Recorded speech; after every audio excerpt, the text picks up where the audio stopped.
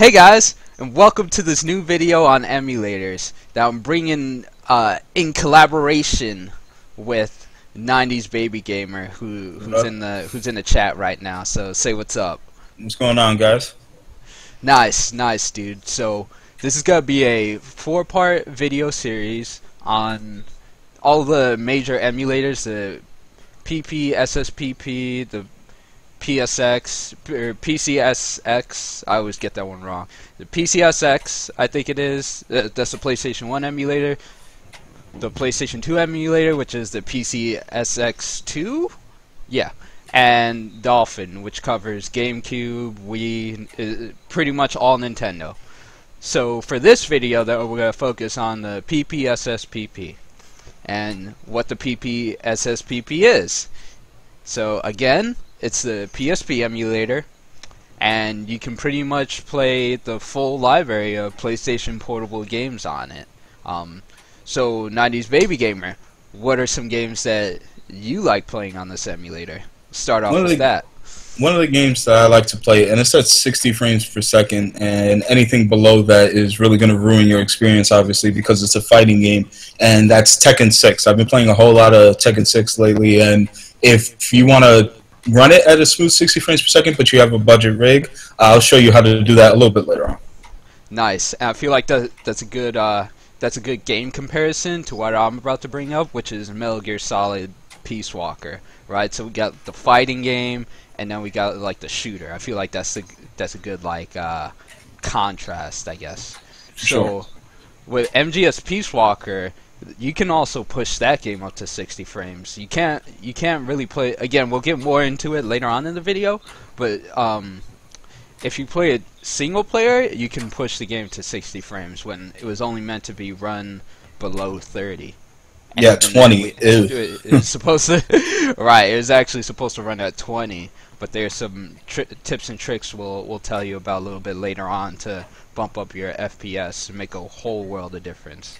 Absolutely. So, about our games too, about the PSP functionality, you can actually play these online. I actually went through the whole MGS Peace Walker campaign with a friend in co-op, and we did literally all the missions through another server, Evolve. You hook up Evolve, it's real easy. You just need like a login, password, set up a server. They have everything laid out for you. It's super easy, and we got it done. And you said it was a smooth experience too, It's right? very smooth. There's no lag. Everything was synchronized. Dude, we had a blast playing MGS Peace Walker. Yeah. So, and I also want to bring up the opening screen for the PSP when you first like load it and open it up. Yo, that thing is so beautiful.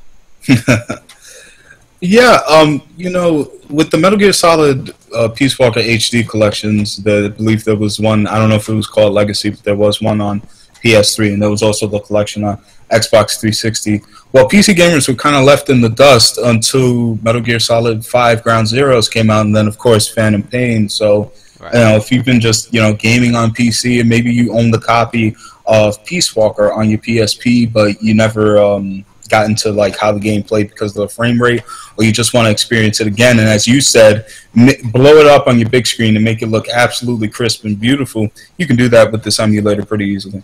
Right, and even the emulator, like the emulator itself, the PSP emulator itself, when you go in to select the game, the user interface is so intuitive. Like I haven't seen that on other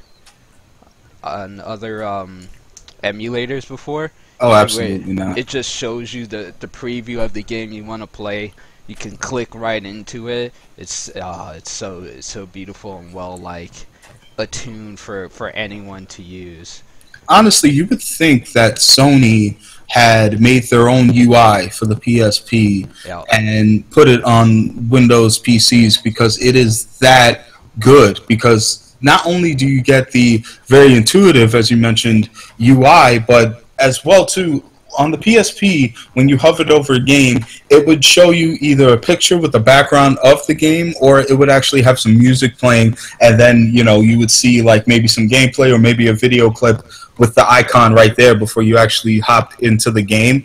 And it does the same exact thing with this emulator. It is by far the best, or at least in my opinion, the best UI for any emulator available, period. And I'm not talking about the ones that are kind of like universal, where it has a bunch of emulators in one. I'm talking about for one sole emulator. Yeah. Oh, dude, it is legit the best user interface. So smooth. You can even hotkey when you want to go back to it. It's great, man. So how about we get into some little tricks to help everyone out with, you know, optimizing their PSP experience, getting their frames up, playing online. Do you want me to go first, or do you want to? You can hop into it first. Okay, so I'll go first. So I think the biggest thing for me was the online. So just to kind of hook you guys up, I'll put the links in the description below. You want to get the Evolve server. Now, all you have to do is, like I mentioned earlier, you download that, you create a username, a login, you make a server. It's legit just one button. Make a server, name it, invite your friend. It'll have it'll give you an IP address. You click that, copy that, you put that into the PSP emulator, both you and your friend, you're done. That easy, baby. As well, but besides the online, if you want to push the frame rate of games like Peace Walker or pretty much all your games, there's a cheat code, which I will also put in the description. There's a cheat code that will actually bump up your frames to 60 or 30, whatever your preference is. 60. And if not online, 30. So that is such a great feature, those cheat codes. And what about you?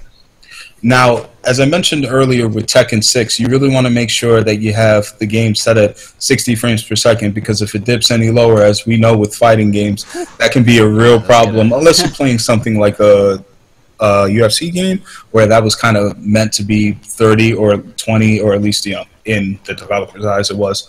However, if you have like a budget rig, maybe you don't have a Core i5 or a Core i7 or even a Core i3 processor, here's what you can do. The cool thing about the PPSSPP emulator is that it actually has in-game configurations. So you get to go into the options and you get to lower the internal resolution. That's what you want. So you want to lower the internal resolution of your game. Now you can put it to 1x. It'll say 1x PSP native. It'll say 2x native. Whatever works for you. You're going to notice that you may, depending on your CPU, have to lower it below HD.